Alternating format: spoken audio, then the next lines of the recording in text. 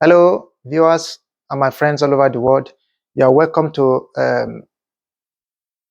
today's edition of This Life on Wisdom Anchor. My name is Dr. Tony Aje.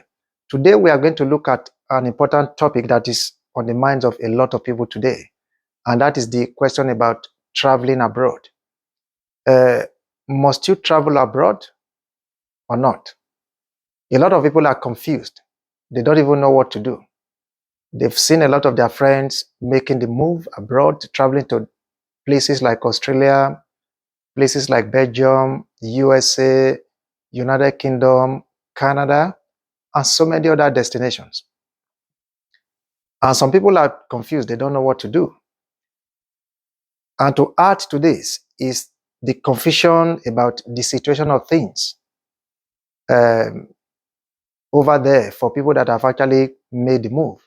So a lot of people are despondent about maybe somebody there is not telling them the real story.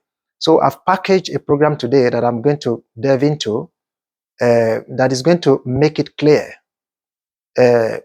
Maybe you might find it very useful. Maybe it's going to clear your minds about traveling or not. And the fact is that abroad or not abroad is a matter of personal decision. As a matter of fact, you don't have to travel if you don't have any specific reason. Because a lot of people that travel today, they travel for maybe for business, for visit, for study, and for medical treatment, and some other variety of reasons. And outside this, some other people also squeezing themselves to travel for other various reasons. But the main reason why people travel these days, especially this last 2, 3, 4 years, is mainly because of to study as students and also to work. So before we go too deeply, I just want to mention three types of travel route that are the most common these days. The first one is traveling as a visitor. Each country has their own rules and regulations in terms of requirement for this. But basically, the requirements, they are the same for most countries of the world, for Australia, for Canada, for most countries in the EU, and for USA. You will be required to have probably 6 months bank statement, proof of employment, proof of ties to your country. And that means that they want you to prove that at the expiration of your visit, of the duration of your visit, something is going to take you back to Nigeria. And those proofs include marriage, include having a family, include having property in your country, and of course, it includes maybe you have a very gainful employment. So those are the things that are generally required when it comes to granting you a visiting visa or not. Then the second type of visa is the student visa, which is the student route. Now, many countries, especially Western world, they make a lot of money from students.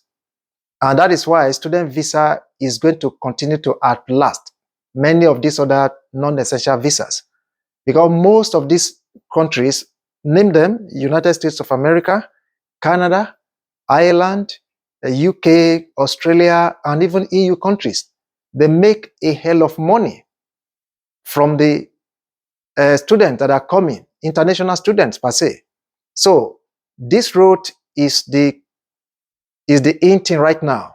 There is hardly any European country that is not actually issuing visa to students now because of the gain they stand to make from there. So that is another route.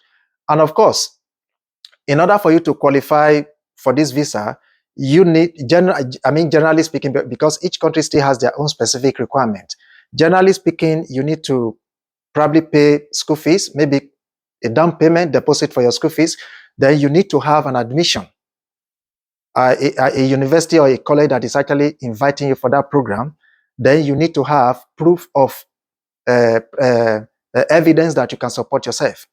And also in terms of paying the remaining balance of your school fees, and also evidence that you can maintain yourself while you are in that country for that program.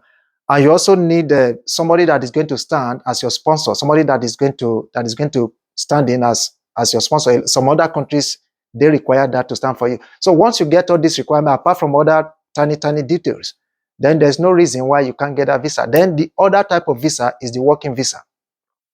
And that is where you apply for a job in your home country, and some employers in those host countries, they see your CVs and they invite you. Most of the time, they do the interview on Zoom, or some of them even do it over the phone. And from there, they offer you employment, and they prepare the paper for you, and off you go. Now, of all these three types of visas, the best one I would recommend for anybody, any day, anytime, is working visa. And the reason is, working visa, if you can get it, it qualifies you for a lot of benefits. You understand? You are not going to run the risk of, when you are there, after 3 months, then you start coming back to your country. No. Once you are there, even though it depends on the duration of your work, but there are still some other things you can do. Let's say you get a job contract of 2 years. And once those 2 years are over, that job can still renew your visa. Or even in the process, within those 2 years, you can even get another job with another employer. So the risk of you running out of option leading to you coming back home is not there. Unlike student visa, where at the expiration of your program, let's say you get a visa for 1 year master's program, and for countries that don't grant post-study visa, because there are some countries that won't give you post-study visa, they will expect you that as soon as you finish your program, maybe it's a 1 year program, a 2 years program, then off you go back to your country. So you will struggle to know what to do, especially within that range of time, except maybe you are prepared to apply for another program again, for another student program again. And if you are not very careful, I know some EU countries whereby you will continue to recycle yourself. After one program in the school, you have to apply for another one for you to be relevant, in order for you to maintain your stay in those countries. So that is why a student visa, especially for countries that don't issue a post-study visa, is a little bit tricky and and difficult. So if you must come as student, my advice for everybody is that look for those countries where they are going to offer you post-study visa. Canada will do that, America will do that, and of course, United Kingdom will do that. And I think Australia will do that. And some other EU countries will do that, but some other countries, they will not do that. So you need to know which countries are going to offer you a post-study visa. So within that post-study visa, they allow you to look for work. And once you get work, once you get a very good job, then they can convert your student visa to a more permanent visa. And that will give you rest of mind. Now, for the visiting, usually at the expiration of your visa, you are expected to go back. And a lot of countries will give you 3 months. Some of them will give you 6 months. Some of them will give you, it's a huge variation among all the different countries. But one thing with a visiting visa that I must mention to you is that in most countries, you cannot convert it to any other type of visa, except in Canada. In Canada, if you enter the country with a valid visiting visa, within that period of time, let's say you have a 6-month visa, and during those 6 months, you get an employment with a reputable company within Canada, you can actually apply for a work permit. So you don't have to start coming back to your country to come and apply and come back again. While you are using your student visa in Canada, if you get a job from a reputable company, of course, they can apply for a more permanent visa for you, a more permanent work visa for you. So these are the various routes. These are the most common routes that people have today to come to many of these Western world. But my take in all these things is that if you can, working visa is the best, because it gives you a lot of opportunity, it gives you rest of mind, and it actually gives you room to start planning from the one that you step into that country. But another thing I want us to talk about is why do people travel? Why do people migrate? People migrate for different reasons, especially in Africa. Africa, there is poverty. Africa, there is insecurity. Africa, there are no jobs. In Africa, there is no rule of law. And in Africa, social amenities, they are close to zero. So these are the things that are driving people crazy. And they want to take various routes to come to greener pastures like the Western world. And in terms of work, let's face it, it's a situation whereby a university graduate will finish school and 3 years, he has not even been able to secure a job. Whereas in Western world, even while you are going to secondary school, if you want to work, there are various options for you to work. Even though these job opportunities, they are not the highest paying job, but at least you will have something that you can be doing that is going to be fetching you very regular money on a very regular basis. And in terms of security, look, there is no place in the world that is secure. United States, which we all believe is the beacon of democracy, they have their own problem with security. United Kingdom, they have their problem. Canada, they have their problem. So there is no country that is 100% secure. But when you talk about scale, and when you talk about the seriousness of government to take securities of life as a matter of importance, then of course, Western world is the place to go. And another reason why people are wanting to travel is social amenities. And of course, you can't compare the social amenities in Western world to what obtains in many countries in Africa. Light in abroad is 24 hours. The roads are pliable, they are very good. And the environment is generally clean. The houses are very good. So, and you go to shop, the shops are very clean. So these are some of the reasons why people are hell-bent on traveling abroad. And the other thing is the rule of law. A situation whereby anything happens and there is no government inside. People die, there is no government inside.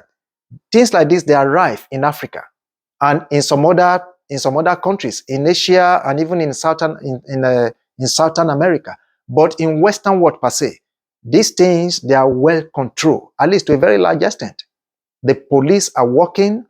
If you break a law, you know that if you are arrested, you will go for it, you pay for it. So these are some of the things that are driving people crazy, that want them to travel at all cost. But before you make your final decision to travel, there are some things that you really, really have to put into consideration. Number one, the cost of housing. If you come either as a student, and I want, for the purpose of this remaining discussion, I want to focus my attention on the student road and of course on the work permit road. Now, if you are coming, you need to know that things are very expensive in abroad compared to wherever you are coming from. Either you are coming from from Africa, you are coming from Southern America, or you are coming from even Asia. Things in Europe, they are very, very expensive, and especially in North America, things are very expensive. If you want to get your local food that a lot of us are used to, they are damn expensive compared to how much you are going to pay. So those are the things that you need to bear in mind. And the cost of housing, very, very expensive. So these are the things that you need to bear in mind. So a lot of us, a lot of people in their host countries, they pay very small amount of money on rent per month or even per year. But when it comes to Western world, in North America or in Europe, you'll be shocked that the amount you pay for 3 years for rent is the amount sometimes you are going to pay for 1 month or even 2 months here. So these are things that you have to get, you have to stick to the back of your mind before you make the move. Then in terms of healthcare, even though in some parts of Western world, healthcare are free, but you are still expected to contribute a little bit towards it. Let me give you an instance, like in England. If you come as a student, right now, if it is not implemented already, you are going to pay a certain amount of money in order for you to get to have access to health. In fact, as a matter of fact, what they are doing it now is that the health surcharge actually covers you, but you would have paid close to maybe about £400 during your visa application. So the UK government collects that upfront, so that when you come here, you can have access to that. But when you see a family physician or a general practitioner in the UK, you are expected, if they give you a prescription, you are expected to pay a certain amount out of that prescription. And with that, the government will take care of the rest. So those are some of the things that yeah, we have to bear in mind before we make the move. And another thing is that there are facts that you must know. And these are the truths that are not being said today. Because everybody is elated when it comes to the issue of abroad. Everybody, in fact, so many, more than 90% of people, they don't want to know the truth. Oh, we want to travel abroad, but it shouldn't be like that. We really need to lay the facts bare so that people will understand what they are buying into. Number one, traveling abroad is not for everybody. I can tell you that. I am a medical doctor. There are so many of my friends that are back home in Nigeria today that are even earning more money than me. They are living better life than me. And that is the truth. And those ones, you cannot convince them to come abroad. They won't come. So that is the situation. So a lot of people, a lot of people, they have very good employment back home. So the question is, why should they come? Security, rule of law, social amenities, they have money to do all these things for themselves. So those ones, you don't just have to travel. So this idea of, oh, you must travel, if you don't travel, then that is the end of the world. I mean, people should not be pushed to that level of decision. If you don't want to travel, then you don't want to travel. A lot of people, they don't want to travel because they don't want to miss their family. They don't want to miss their local food. They don't want to miss that social cohesion, which is not obtainable in abroad. So abroad is not for everybody. So you have to think very well. Why are you traveling? Are you coming to work? Are you coming to study? So, and after your study, what do you do? And at the expiration of your work visa, what do you do? So these are the things that we need to think. Then the second thing is that some people feel comfortable where they are, like I said before. And the other thing is change in environment can be so daunting to some people. A lot of us, we are so averse to change. And let me tell you, if anything at all, when you come to this new environment called abroad, in quote, things are going to be different because most people, you are going to say they are white. They don't understand your culture. Sometimes you talk to them, they will tell you, we don't understand. So, and a lot of us, these people, I mean, we find it difficult to really adapt to this situation. So a lot of people, because of that change, they don't want to travel, and rightly so for them. You are not going to blame them because a lot of us, we even struggle before we're able to adapt. Then the other thing is living far from your family, and a lot of you are going to miss it because there's no way you can bring every member of your family abroad, and even if you end up bringing them, all of you cannot stay in one place, in one environment. You are still going to scatter. So if you are the type that, oh, you don't want to miss your family, then probably abroad is not for you. Then adapting to new environment can be so challenging to others. And let me tell you, the weather in abroad is terribly cold. In North America, it's stinkingly cold. Canada and USA, it's terribly cold, especially during winter. So adapting to that environment can be so difficult for people. And coming to abroad also is not an ironclad guarantee that you are going to make it. No. So there are no shortcuts at all when it comes to abroad. You are still going to work hard. In fact, you are even going to work hard, probably. Work harder than you work in your host country because no penny will drop into your pocket free without working for it. Every penny you have, every money you have, every cent you get in abroad, you have to sweat for it. And the other thing is you also you need to prepare to adapt. And hard work is the norm. Even when it is not convenient, you have to work hard. A lot of people end up doing what they wouldn't normally do in their home country. Exactly, because once you come to abroad, that survivor mentality has to be switched on. Because most time you won't have any recourse to government funds. You won't have any recourse to anybody helping you. And the people that help people in abroad, they are people that really have the Spirit of God in them. I've heard stories of family members that as soon as they step to the country, everybody disappears. And these are the people that have been promised them, oh, just come. Don't worry, book your flight. The moment they land, everybody disappears because it's not easy. Making this money here is not easy, friends. So that is why we have to be very, very careful to know what we are buying into. Then the other things I want to talk about is when you make the final move and you come as a student or as a worker, understand that there are bills that you have to pay. In your host countries, there might be ways that you evade many of these bills. And these bills, you may not even have to pay them because you have access to all these things. And I will give you an example, like water bills.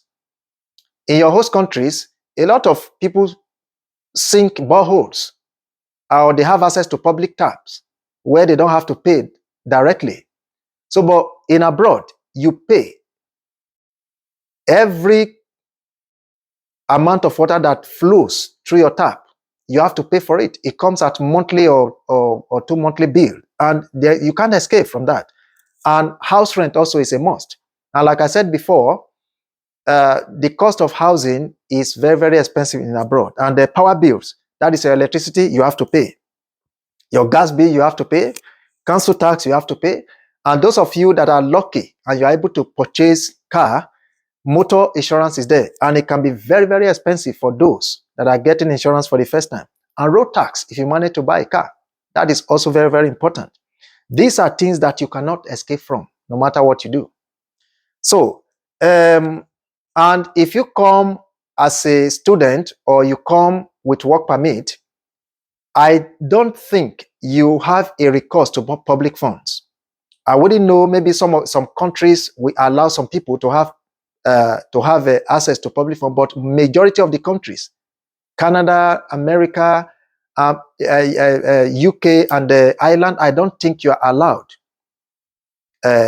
access to have public funds. And examples of this public funds include public-based, income-based job seekers allowance. Let's say you lose your job and you are looking for work, you don't get any allowance while you do that. You don't have access to income support, child tax credit, you don't have access to universal credit. The list is just endless. So you don't have access. So these are the things you need to prepare your mind that, oh, so it is not free stuff as they have made us to understand. No, it is not free. It is expensive. But having said all this, if you believe from all these things that I've explained that abroad is what you plan to go, and you want to come at all, by all means, look, I encourage you. I welcome you on board. But make sure you go back and listen to this video again. Make sure you do all your preparation, you do all your homework. And subsequently, in the coming days, I am going to go into some details about how you can come as a student, how you can come with a work permit from your host countries. And I'm going to also go into some various details, how you can survive. List of those. In fact, the list of what I can teach you on this program is endless. So I want to advise you to stay tuned and make sure you are ready, you are prepared for the next release of this video. And like I told you before in my previous episode, this life on Wisdom Anchor is where we teach you a lot of things. You see, this life, you only have it once. You only have this life to live in this flesh once. So we are here to teach you how to make the best of this life. You cannot afford to waste it. And you cannot afford not to succeed. That is why I'm here. And that is why the program has started. And as you continue to follow the series of our previous teaching and even subsequent teachings, you have a lot to learn. And I have no doubt in my heart that at the end of the day, your life will be better off. So once again, I want to thank you for listening. Do go back to the video again to listen to all the points I've raised. And remember that in all these things, either you come to abroad or you stay where you are, at the end of the day, it is about you. It is not about anybody else. So believe in yourself. Believe in your ability. Know that with you, nothing is impossible. Once you have this belief, either travel or not, you can still make it in life. Making it is not a function of where you are. It's a function of your mind. It's a function of your determination, and it's a function of your attitude. Until I come your way next week, this is me, Dr. Tony Aje, on this live on Wisdom Anchor. Thank you very much for listening. God bless you. Bye-bye.